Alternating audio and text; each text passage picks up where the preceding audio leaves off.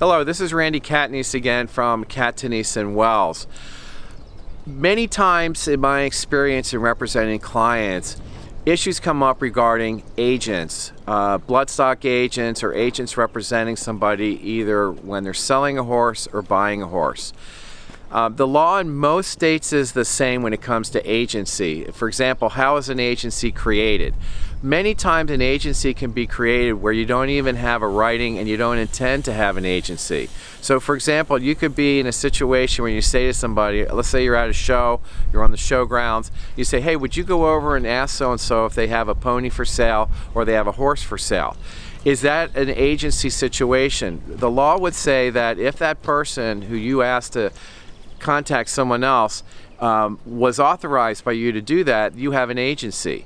Sometimes you will also have a situation where someone will say, hey, I have a horse, do you want to do an exchange? And they represent somebody, but the person doesn't necessarily know that they're offering to do an exchange.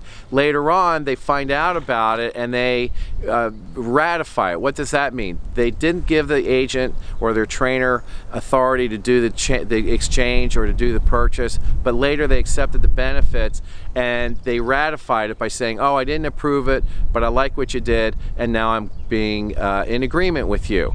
And that's what's called a ratification. So agency is a very tricky area sometimes, and also keep this in mind.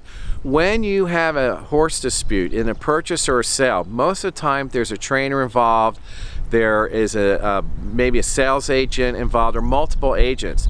You need to be very careful in those situations because your agent can bind you, meaning that even though you didn't want to say something or agree to something, if you gave your agent the authority to do that, and the agent makes an agreement with the seller or the buyer on your behalf, you can be bound by what they agreed to.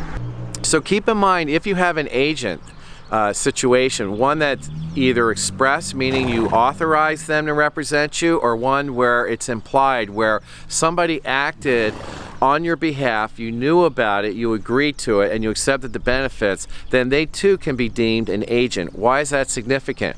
Because if you have an agent representing you and they're speaking to third parties and you know they're doing that, and those third parties understand that you have authorized this person to represent you, when that agent makes an agreement with the third party on the sale or the purchase of an animal, you're bound by what they say or what they don't say. For example, if your trainer's out there looking for a horse for you, and the trainer says to the seller, oh, we don't need to do a pre-purchase exam, or we don't need to see health records, or we don't need to see prior competition records, you as the buyer are bound by what your agent, your trainer, did.